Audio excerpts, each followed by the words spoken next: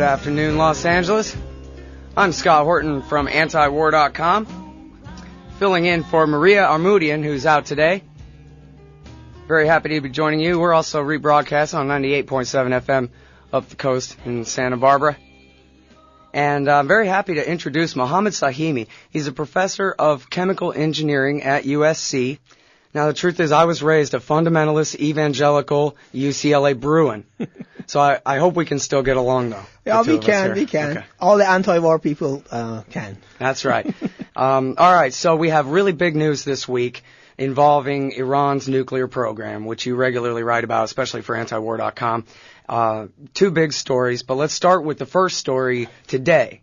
Fox News this morning carried a piece. There was a big press conference by something called the NCRI in Washington, where they claim to expose a new secret uranium enrichment facility at a place named Qazvin near Tehran. What can you tell us about that? Well, first of all, NCIR is National Council of Resistance of Iran, which is basically the political arm of Mujahideen organization. Mujahideen organization is a terrorist organization listed by the State Department as a terrorist group. And most Iranians look at Mujahideen as not even as a terrorist organization, but rather as a terrorist cult. These people left Iran about 2 decades ago, and then they collaborated with Saddam Hussein during the Iran-Iraq war against Iran. After the Iran-Iraq war ended, Mujahideen helped Saddam to put down the rebellion by Kurdish forces in the north and Shiite in the south. And since then, they have basically been a tool of foreign powers just in order to get to power to Iran. So they have no credibility inside Iran. I'm sure they have some followers in the United States, for example, or in Europe, but they have no credibility within Iran. They have a terrible track record in making all sorts of claims about what's happening within Iran. They were correct one time, and that was when in 2002, in August of 2002, they made an announcement about the existence of the Natanz enrichment facility, which later was confirmed by Iran. But even that time, the information was actually provided by Israeli intelligence services, and my sources at that time, when I was writing about it, told me that the Israelis actually offered this to Iranian monarchists who also opposed the Islamic regime in Tehran. But Iranian monarchists, out of their nationalism, refused to go with the information and to publicize it. And then they offered it to Mujahideen, and the Mujahideen went public with the information about the Natanz facility. So they have no credibility within Iran, and they have a terrible track record about what's happening within Iran over the past many, many years. Now, their latest announcement, I haven't known any place or site, even within a circle of tens of kilometers from Qazvin, which is basically western Tehran, about 140 kilometers from Tehran, where anything close to a nuclear activity could be taking place. In other words, there is no scientific center or any sort of lab that could be secretly converted into a nuclear site, and where they can even enrich uranium, according to the claim that NCRI has made. Mm-hmm.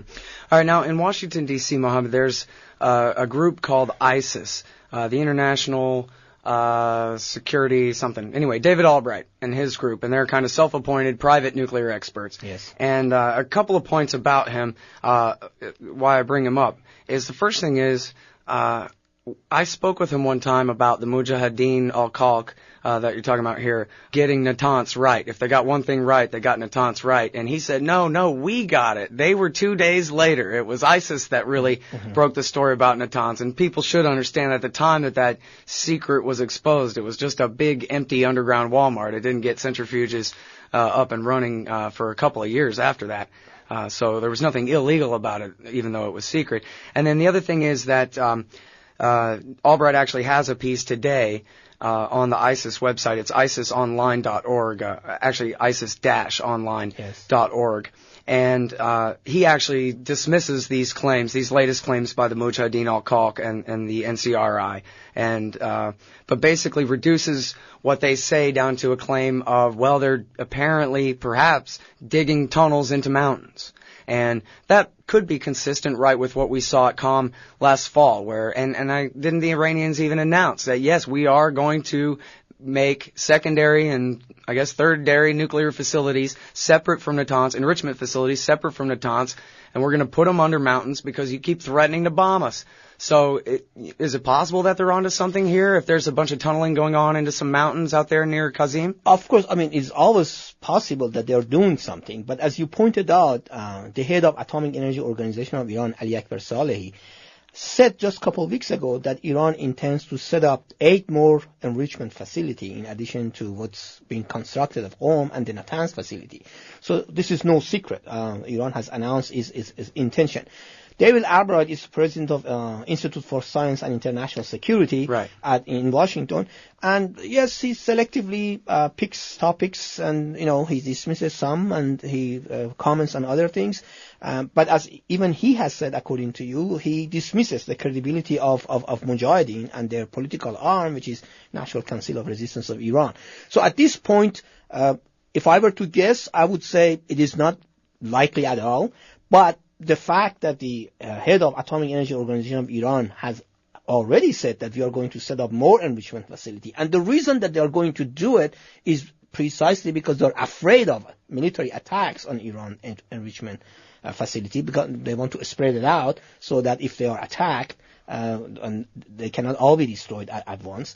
And that's the reason. And of course, when Iran does that, regardless of what we think about Iranian regime inside Iran, I must say, I should announce it here. Anybody who knows me knows that I am opposed to the Tehran regime here. But we are not talking about an internal matters which is for Iranians. We are talking about the national right of a nation and the double standard that the United States has regarding the Middle East and the nuclear power in the Middle East.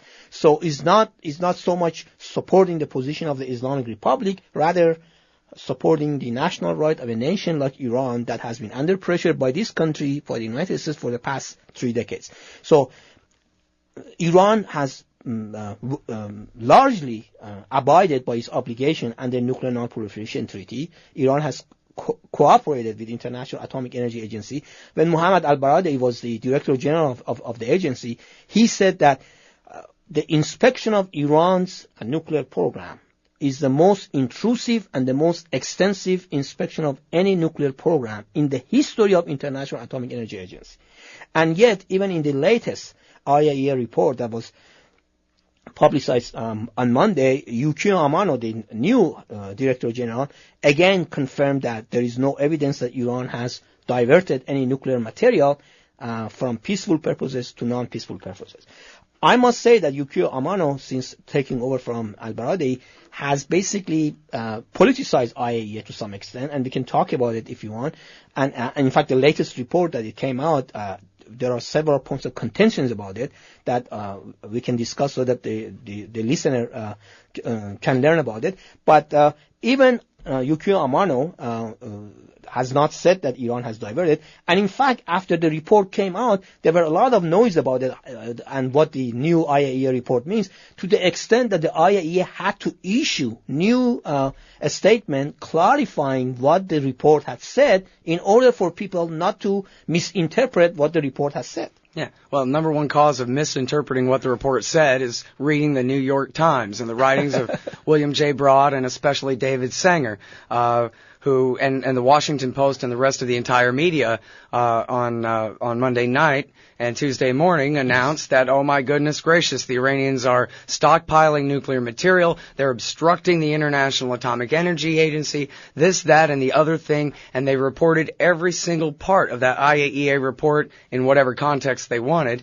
except the one part that was the most important part of the report. The only thing that the IAEA is actually mandated to do, really under their safeguards agreement with Iran, and that is the agency continues to verify the non-diversion of declared nuclear material in Iran to any military or other special purpose. So all the rest of these, whatever they are, and you can describe them in detail if you'd like, Mohammed, but none of them have anything to do with the IAEA saying we are no longer able to verify what happened to the uranium. It's all still right there. Every atom is accounted for, and there is no reason to believe that at this time any of it has been diverted to any military or other special purpose inside that country, as per their safeguards agreement. Exactly, and people should know that IAEA has cameras there, has inspectors on the ground in Natanz, and as well as in Bushehr reactor, which is coming online.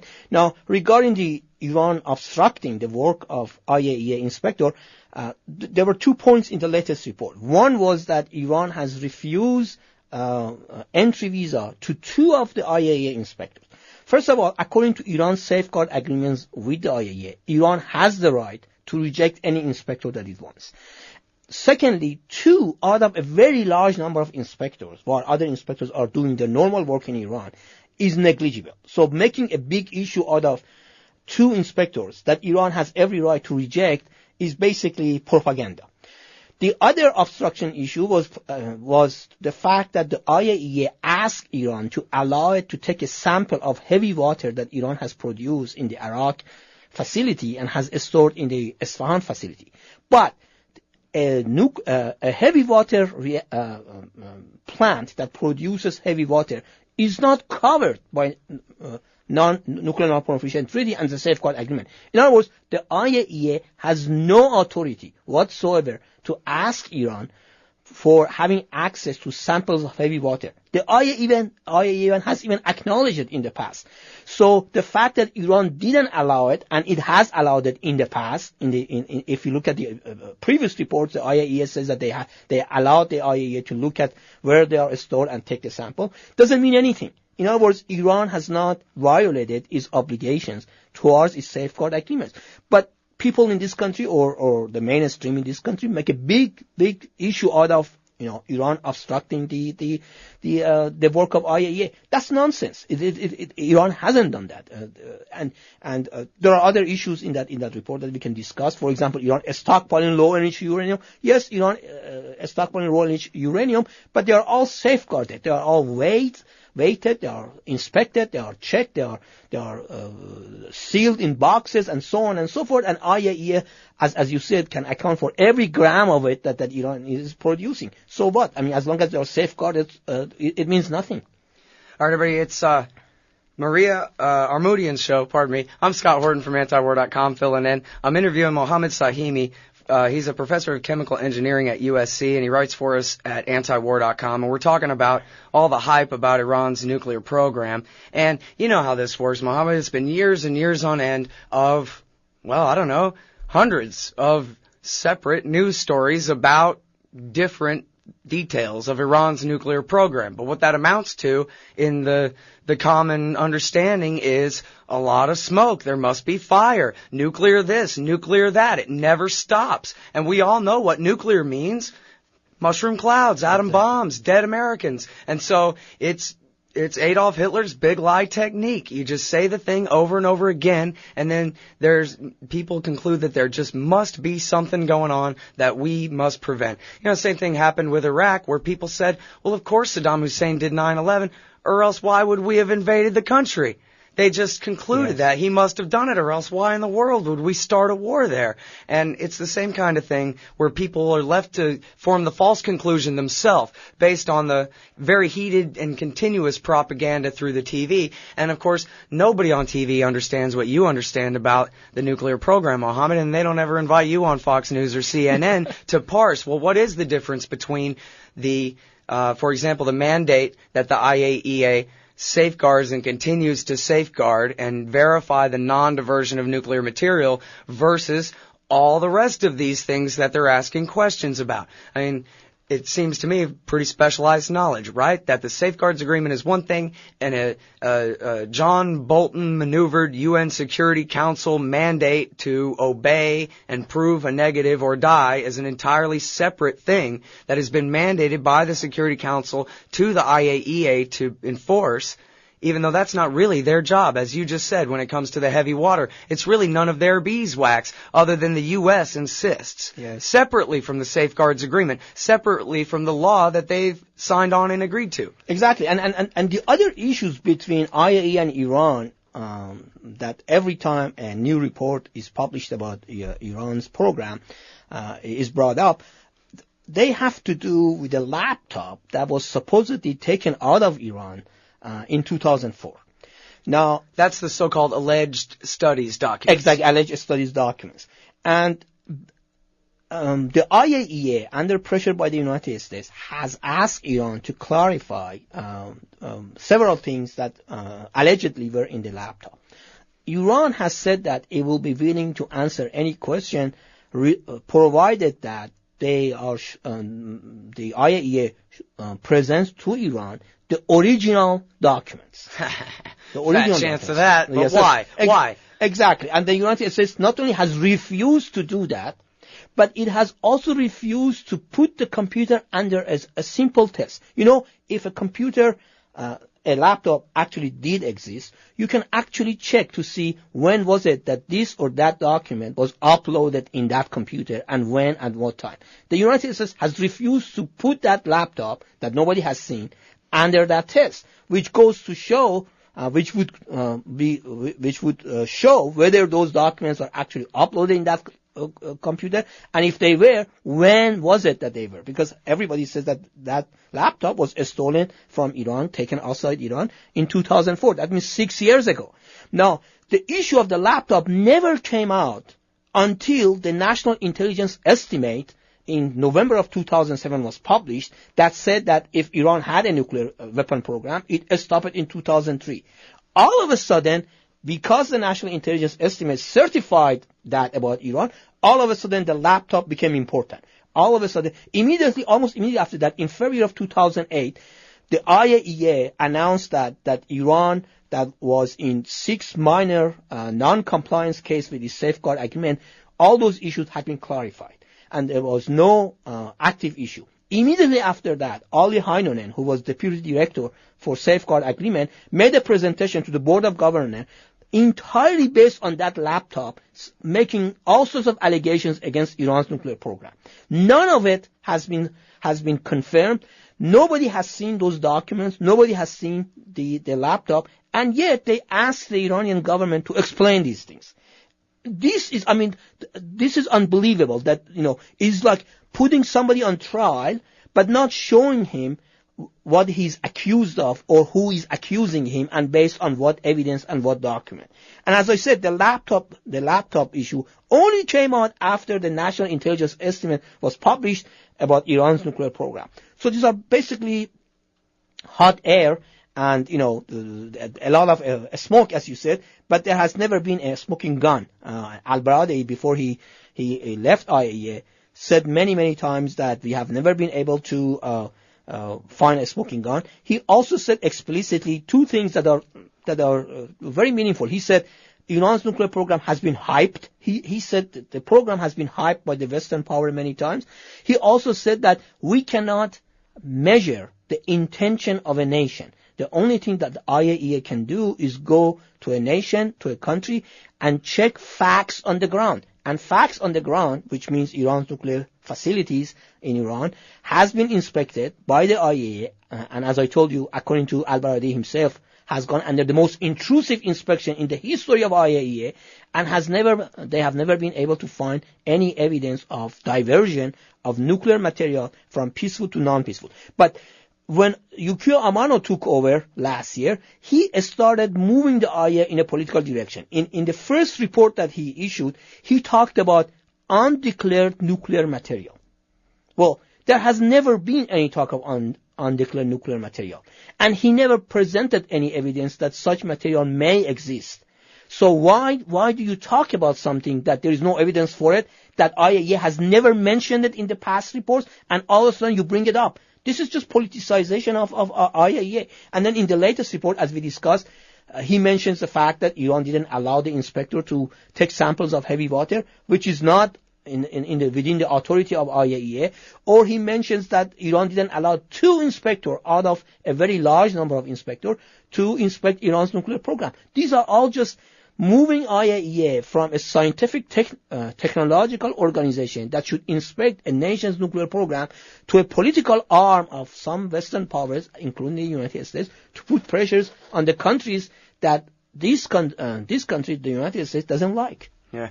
Well, my friend Gordon Prather, he always especially resented the fact that the IAEA was created to help to help proliferate peaceful nuclear technology to the people of the world, and that instead it was hijacked. It was taken over after the NPT was passed and turned into the global ATF or something here.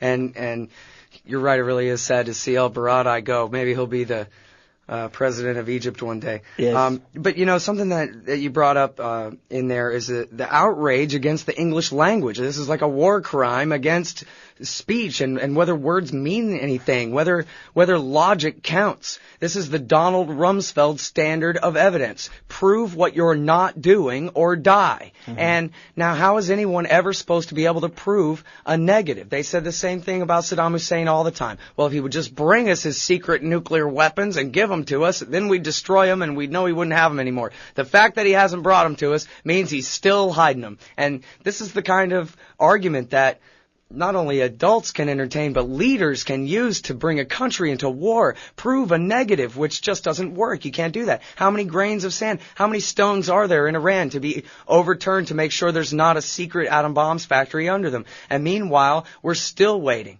for a single shred of evidence that such a thing exists there. I mean, you say maybe there's a little smoke but not a smoking gun. I say there's nothing but an illusion of smoke, a projection of smoke created by Washington, D.C. and Tel Aviv to make it seem as though this safeguarded, capital S, quote unquote, safeguarded civilian nuclear program must have some nefarious purpose to it. And it's all about seeming that way, never really making a case that is the way it is, Mohammed. I totally agree, and I agree with you. Maybe I shouldn't have said there is a little bit of a smoke. There isn't any smoke. I mean, there is just only hot air, and that hot air is the result of the propaganda. That's for sure. You have to remember, Iran is a country 4 times larger than Iraq, so proving a negative in Iran case is even more difficult than in Iraq case. And we know what happened to Iraq. I mean, the guy, of course, he was a terrible dictator. He was a bloodthirsty dictator. I'm happy that he was gone, although I was against invasion of Iraq. I am still against invasion of Iraq. I still think it was an illegal invasion. But the fact of the matter is the guy didn't have a nuclear program. And even the IAEA had said that the guy doesn't have a nuclear program. There was no active program. In Iran's case, there is a nuclear program. But the nuclear program, at least to the extent that we know, up to the moment that you and I are talking, we know that it's peaceful, at least so far. There has never been, as you said, a shred of evidence that there is any diversion from a peaceful program to a non-peaceful program. Now, I don't know what goes on in the brain of the Iranian leaders. Maybe they want to do something. I don't know that. But the evidence, the physical facts, the facts on the ground, as inspected by International Atomic Energy Agency, tells me that at least up to this point, Iran's nuclear program is entirely peaceful and has nothing to do with making nuclear weapons. In fact, to a degree, I guess they even have proven the negative as far as declared nuclear material, which would be all nuclear material that anyone has any evidence has been ever pulled out of the ground in that country or put to any use whatsoever. They have verified the non-diversion. They have proved the IAEA, not the Iranians. The IAEA has proved what has not happened to the uranium. Hasn't gone anywhere because it's still right there. And I should point out that if Iran were to do that, if Iran were to divert nuclear material from peaceful to non-peaceful, the world would know about it right away, because they couldn't do it, secretly, because everything is inspected by IAEA. So the only way they could actually do it is go the way that North Korea went. In other words, expel the IAEA inspectors from Iran, and then declare that they are leaving the NPT, the Nuclear Non-Proliferation Treaty, and then start a crash program in order to convert their stockpile of low-enriched uranium to high-enriched uranium. But if they take this action, and this is the only sensible course of action that they can take, if they were going to go along that path, the whole world would know about it.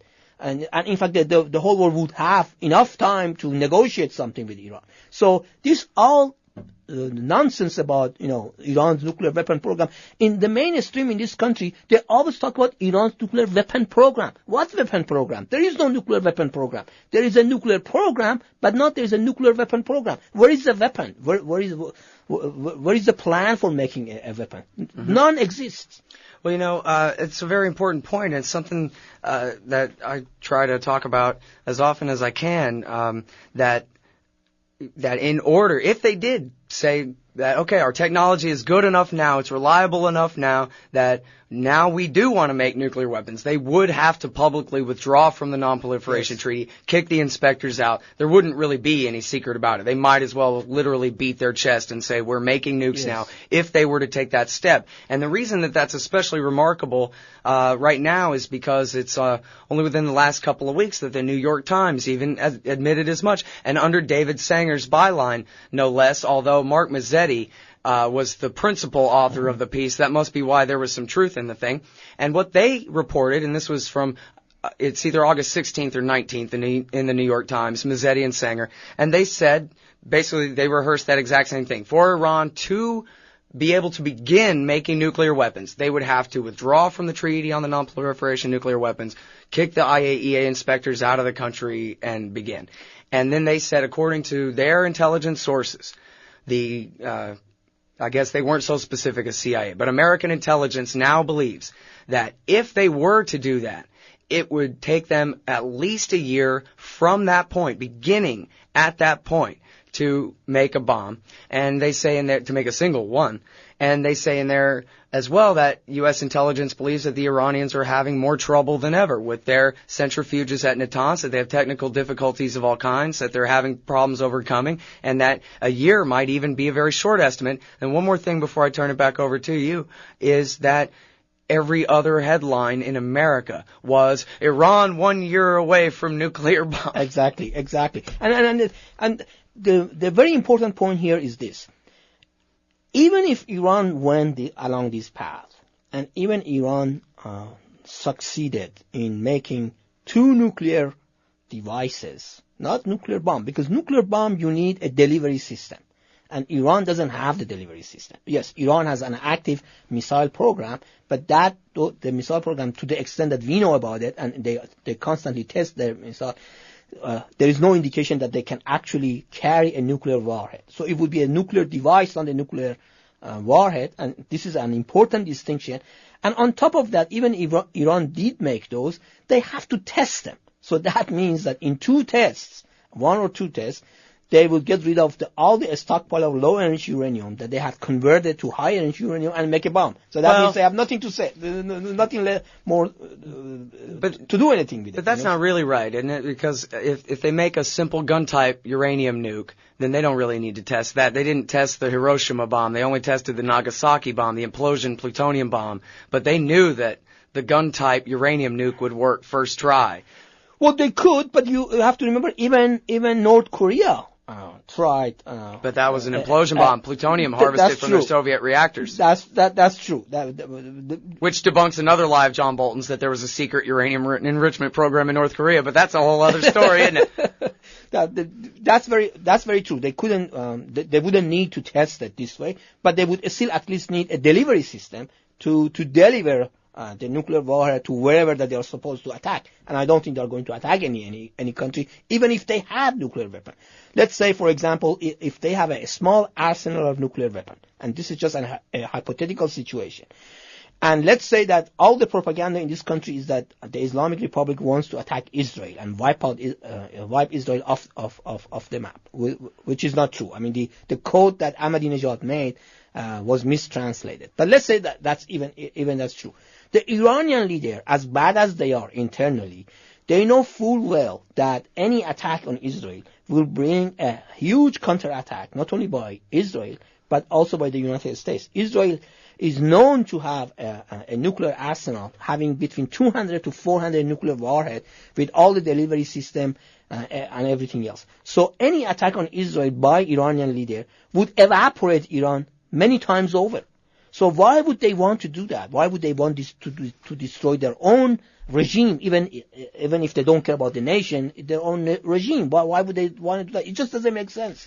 I'm Scott Horton. I'm talking with Mohammed Sahimi. He's a professor at USC, and I think that the War Party has an answer to that, which is that they want to blow up the world and force the 12th Imam to come back, and it'll be like the apocalypse, sort of like, the John Hagee Cornerstone Church in San Antonio, only in power over there in Iran. That's what they say. Oh, that's nonsense. I mean, Shias have been talking about the Mahdi, the 12th Imam, who is supposedly hiding for over 1100 years. There has never been any evidence that Mahdi will come back anytime soon. And also, those who say that do not understand the internal dynamics of Iran politics. Yes, there are groups in Iran who talk about the Mahdi, the 12th Imam that is supposed to come back once the world is in chaos. Okay? But that is basically a political agenda in order to get rid of certain factions within the power hierarchy, not that they actually believe in it. For example, Ahmadinejad himself has been, and it is not reflected in this country, but he has been in a sort of a power struggle with Ayatollah Khamenei, the supreme leader. The goal of Ahmadinejad faction is to get the clerics out of power structure. And in order to do that, they invoke Mahdi. Why do they want to invoke Mahdi? Because they want to say that we don't need you clerics in order to talk about Mahdi, and therefore we don't need you clerics in Iran's power structure. So those who make these claims do not even understand what's going on inside Iran and what the dynamics of the politics is in Iran. Wait, let me make sure I understand that correctly. You're saying that the people who speak in these most apocalyptic religious terms, that their point is that we don't need the Ayatollah Khamenei to be our religious authority. We don't need the Ayatollahs involved in the government at all. We can have our parliament and our presidency, and we don't need you guys. Exactly. See, the justification for having a supreme leader in Iran is that he's basically the deputy to the hidden imam, and in his absence, the supreme leader should rule. Now, those who say that, well, we can talk to the hidden imam directly, what they really mean is that we don't need the supreme leader. We don't need the clerics in power. So why should they stay in power? So that's the dynamics of what's going on inside Iran, not that they actually want to blow up the whole world. Mm-hmm. Well, isn't that interesting? It's the moderates and the reformers that serve, in pieces, out of context, serve the War Party so well. Yes. I guess it's always been that way. Moderates are the enemy of the American extremists. Yeah, that's true. All right, so I am Scott Horton. I'm from antiwar.com. I'm filling in for Maria Armoudian today on her show, and I'm speaking with Mohammed Sahimi, professor of chemical engineering at USC. I think we're going to take a short break, and we'll be right back after this, y'all. Thanks for listening.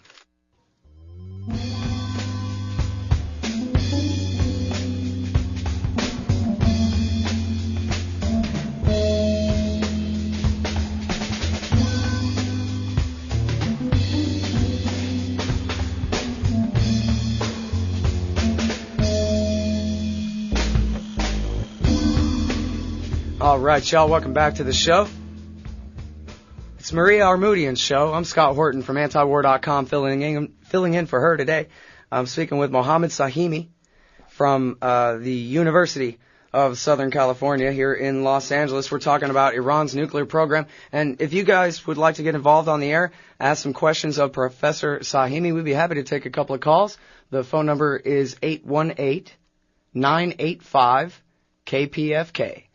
Be happy to take y'all's calls for Professor Sahimi. Now, last end of October, very early November, Barack Obama, Nicolas Sarkozy, and Gordon Brown, then Prime Minister of Great Britain, gave a joint press conference where they announced with tremendous fanfare the discovery of a secret uranium facility at Qom in Iran. Caught him red-handed, Sahimi. What do you say about that? Well, actually, what happened was, before the president and Sarkozy and Gordon Brown made the announcement, 4 days before that, Iran had already sent a letter to the IAEA formally informing them that Iran was building the Qom facility for uranium enrichment. Now, this became a big issue simply because they thought that Iran has violated its obligation towards the safeguard agreement with IAEA. But Iran actually had not violated any obligation. let me explain this for the listener. When Iran signed an agreement with the IAEA in 1974, the safeguard agreements that Iran signed has a part that is called the Subsidiary Arrangement. The Subsidiary Arrangement spells out the way the safeguard regulations and provisions are enforced. In that Subsidiary Arrangement, there is an article called Code 3.1. Code 3.1 governs the time that a nation that has a nuclear program informs the IAEA of the existence of a nuclear facility in that nation. The Code 3.1 that Iran had in 1974 stipulated that Iran was obligated to inform the International Atomic Energy Agency 180 days before introducing any nuclear material of the existence of any nuclear facility. So, for example, when in February of 2003, Iran informed the IAEA about the existence of Natanz facility, it introduced nuclear material the following summer, 6 months after the notification. Now, when Iran informed the IAEA in February of 2003 about the existence of Natanz facility, it also agreed to carry out on a volunteer basis the modified Code 3.1. The modified Code 3.1 stipulates that a nuclear nation should immediately inform the IAEA once the plan is in place to construct a nuclear facility. Not 180 days before introducing, but right away. Iran agreed to do that subject to the ratification of that modification of its agreement with the IAEA by Iran's parliament, meaning Majlis, okay, which is called, in Iran is called Majlis, the Majlis. Iran carried out that provision from February of 2003 to March of 2007. But after Iran's nuclear dossier was sent to United Nations Security Council, and after Iran tried to prevent that and tried to convince that that is illegal, and in my view, it is illegal. It was illegal. The nuclear dossier of Iran was sent to United Nations Security Council, and I have explained this in a long article back in 2007. Then Iran withdrew from volunteer implementation of modified Code 3.1, and the justification that it gave was that our parliament never ratified it. Was this the same time that they withdrew from the additional protocol whereby they had suspended progress on their enrichment at Natanz? Or that was a different time? It was a different time. Okay, but it's the same thing as if the United Nations or the rest of the Security Council tried to dictate to the United States under terms of a treaty that our Senate had never ratified. Exactly. This is exactly the same. If a nation signs an international agreement, so long as that international agreement has not been ratified by the parliament or Congress of that nation, it has no legal place, and if a nation carries out the provision of that agreement, it's on a volunteer basis. So the question was, when was it that Iran started to build the Qom facility? All the evidence indicates that when Iran withdrew from modified Code 3.1, it was before it started to construct the Qom facility. Other people like David Albarrard says, well, it's sometime between 2006 and 2007, but there is no hard evidence for it. In fact, I posted an article on Tehran Bureau, PBS Frontline Tehran Bureau site, in which I presented evidence that Iran actually started the Qom facility, making the tunnel, long before even it had agreed to modify Code 3.1, but then it set it aside because it decided to concentrate on the Natanz facility. And once the threat to attack the Natanz facility became real, and Iran was afraid that the Natanz facility would be attacked, it decided to build a second facility, a smaller facility, so that the know-how and the technology that Iran had built over these years would be protected if the United States and or Israel attack Natanz. So that's the gist of the issue regarding the Qom facility. Well, Albright today in his piece, more or less not really debunking, but not taking seriously the new accusations leveled by the Mujahideen al-Khalq, continues to bring up the false narrative and perpetuate the false narrative that Barack Obama busted Iran with a secret facility, the same one that you just explained they had declared to the IAEA 4 days before. Now, if time is a line, the best we can perceive it, they didn't get busted hiding anything at all. And yet, it didn't stop the New York Post from running a cover that said, secret atom bomb factory in all capital letters. And even if Iran hadn't sent the letter 4 days in advance, and the United States had actually discovered it, it would have still not represented a violation of Iran's obligation towards its safeguard agreement, simply because Iran had gone back to following Code 3.1 of its safeguard agreement, which stipulates that Iran has the obligation to inform the agency 180 days before introducing any nuclear material into the facility. So even if that had happened, it would still have not represented a violation, but they presented it that way anyway. Right. In other words, we are way, way down the rabbit hole here, quibbling about language, bureaucratic terminology and interpretation of some digits way down in a code, not an actual thing that happened that was bad or wrong or in any kind of violation or implied any sort of nuclear weapons progress or nuclear progress of any kind, really. Okay, so I want to get back to the so-called smoking laptop. You did a pretty good job talking about that. There are a couple points of clarification I want to get to, but I think we better go ahead and take some of these phone calls. They're starting to stack up. Let's first go to Eli. Says here his phone might not last, and he has a question about the green movement for you. Eli, you are on the air with Mohammed Sahimi from USC. Thank you, guys. Dr. Sahimi, my question for you is whether the sanctions and the threat of war are helping the green movement or hurting it. Okay, your phone does sound terrible, but we will take that question. Yes, the question is whether the sanctions imposed on Iran are hurting the green movement. And the threats of war as well. The threats of war will definitely hurt the green movement because Iran is not any exception.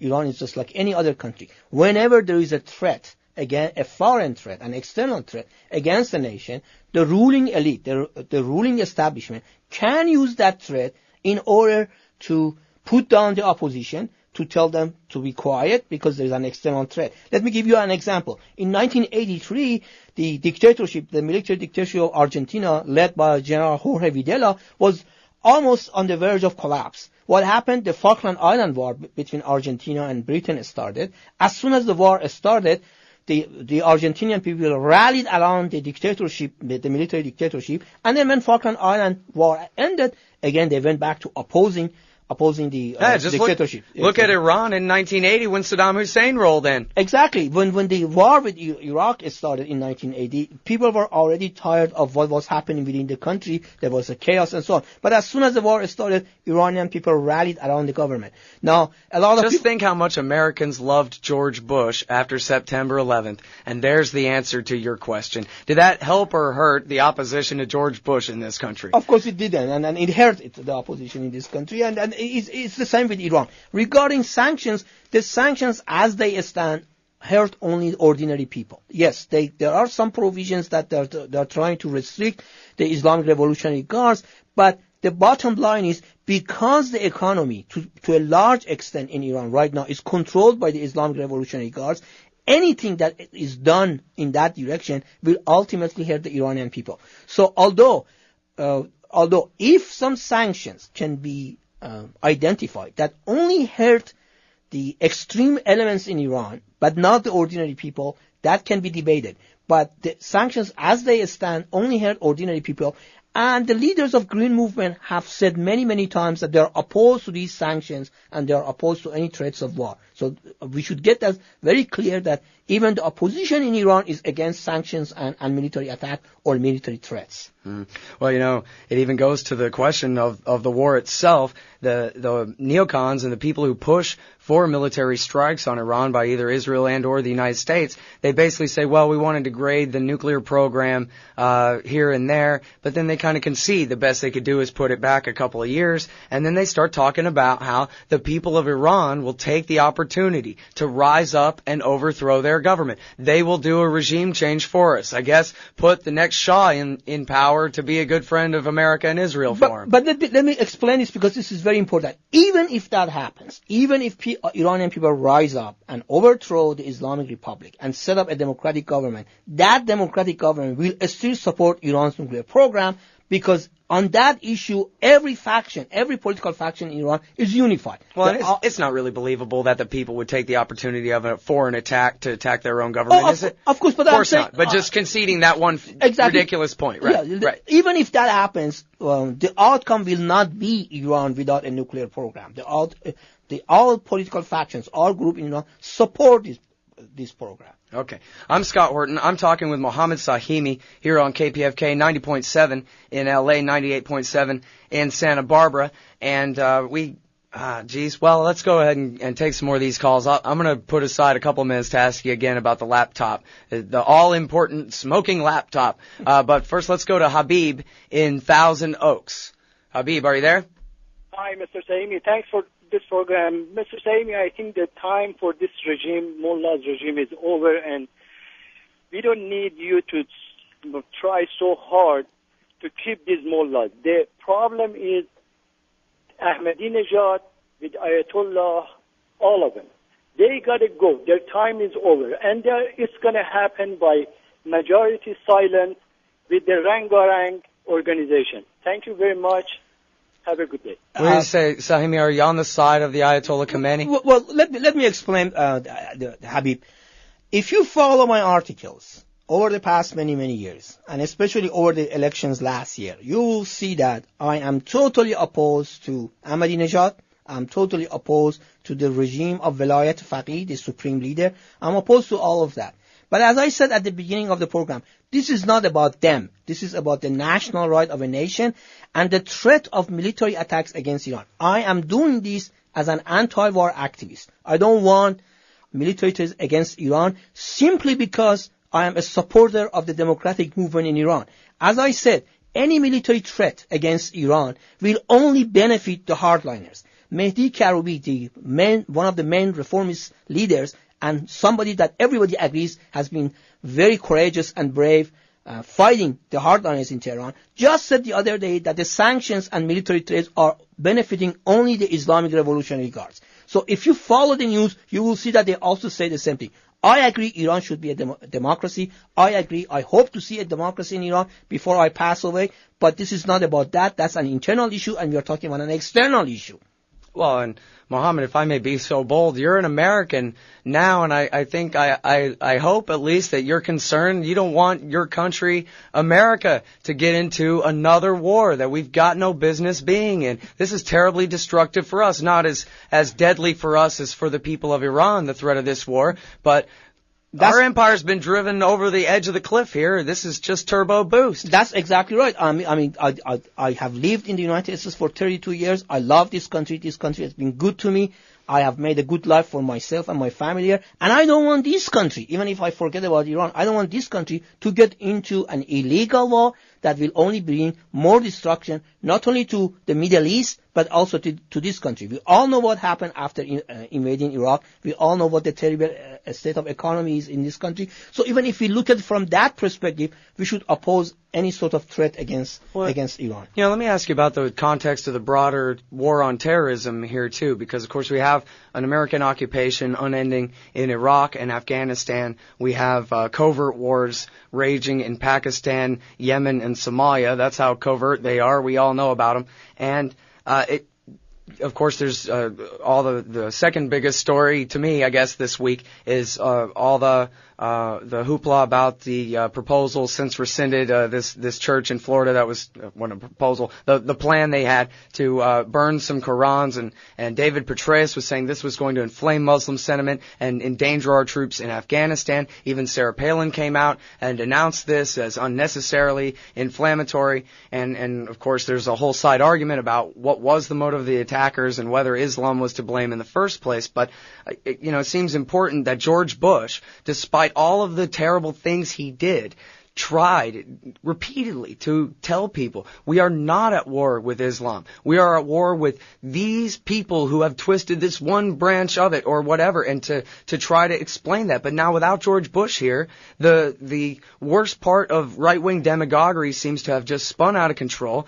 All across the Muslim world, they must be saying to each other that maybe Osama was right. Maybe their war really is against all of Islam and not those specific targets that you talk about. And now here we are threatening to bomb off the face of the earth the largest Shia-controlled state in the world, yes, which even more could very easily, it seems, make it appear to people in the Muslim world that, look, they don't even care if we're Sunni or Shia. They don't care if we're in Gaza or Lebanon or far away Pakistan or Iran in the middle. They want to kill us all. And now, is that the kind of lesson that we want 1.3 billion Muslims in the world to take on? That's the kind of the blowback effect that we've been dealing with since 53 to nth degrees here. We could really turn this into the clash of civilizations that Frank Gaffney always wanted. Yes, I totally agree. I mean, from any angle that you look at this issue, you see that the first of all, the possibility of a war with Iran is very terrifying, and secondly, if God forbid that happens, first of all, it will engulf the entire Middle East. And secondly, just God knows what happens to this country. I mean, remember, Iran is not Iraq. If there is a war with Iran, Iranians will respond. And they will respond in many different ways. They will close the Strait of Hormuz to cut off the flow of oil. They will attack U.S. forces in Iraq and Afghanistan. They will attack Saudi Arabia oil fields. And who can blame them if they do that? Because if once you attack a nation and try to destroy it, that country will use whatever it has in its power to attack. Again, I emphasize, I would like to see a democratic Iran, and I hope that will happen. And there are indications that the Green Movement has expanded its reach. It has become broader. Even the ruling establishment has recognized that things cannot continue. So they have been talking about, reconciliations and so on. But again, this issue is not about Iran's internal situation. Rather, it is about the double standard that the United States has with the Middle East country and Iran's nuclear program, which at least up to this point has remained a totally peaceful program. Okay, now I'm not going to get to ask you about the smoking laptop. You already said a lot of very important things about it. The archive of this will be at kpfk.org later for anybody who missed that part. It's a all-important, very, very small detail in the larger argument, but an extremely important one. I will go ahead and say that people can read Gareth Porter and Gordon Prather and Scott Ritter all about the so-called smoking laptop, the Iranian secret laptop, and what an Israeli forgery it is and why not to take it seriously. And then how to, maybe you can think about how to look at these UN mandate investigations based on these forgeries. And let me add, Scott, I myself wrote an article about the laptop, which was posted on antiwar.com about 2 years ago, in which I explained why this laptop cannot be real. I mean, if you go and look at it, Gareth Porter has a great job of explaining all of this, and Gordon Prather, when he was writing more, he's one of my heroes that I always look forward to his column. They have done a great job, but myself, I've also written on the laptop. Yeah, bottom line, it's already been completely debunked for a long time now, and anyone just search anti-war Iran laptop and have yourself a fun afternoon. Okay, can we fit in a couple more calls here? Let's talk to Matt about Iran's nuclear program with Mohammed Sahimi today on the show. Hi, Mr. Horton. I think you're awesome. You should have your own show all the time. Thank you. And I was just wondering, is there any there? Is this not just like an ace in the hole for further war industrial complex and imperialist endeavors? I mean, isn't this a whole lot of faffery and political crap? I mean, much the way we give Israel undying support for things like attacks on a peace flotilla and basically everyday Holocaust almost within behind the walls in Gaza. Is there anything there? Is this just a bunch of vapor? Thanks. Well, if you mean if this is sort of a grander plan for military-industrial complex, if I understood it correctly, obviously, whenever there is war and there is a threat of war, the military-industrial complex benefits from it. And as we also know, the neoconservatives want sort of eternal war. They always want war everywhere. And read the Atlantic Monthly, Jeffrey Goldberg's new piece. Yes. The centerpiece of the war party and the push against Iran is based out of Prime Minister Benjamin Netanyahu's office in Jerusalem. All right, that's it, right? We're out of time. I'm Scott Horton. Thank you very much for listening, everyone. It's been Maria Armoudian's show. I'm filling in here with Mohammed Sahimi from USC. You can find what he writes, and you can find all my radio shows at antiwar.com. Have a good afternoon. Thank you.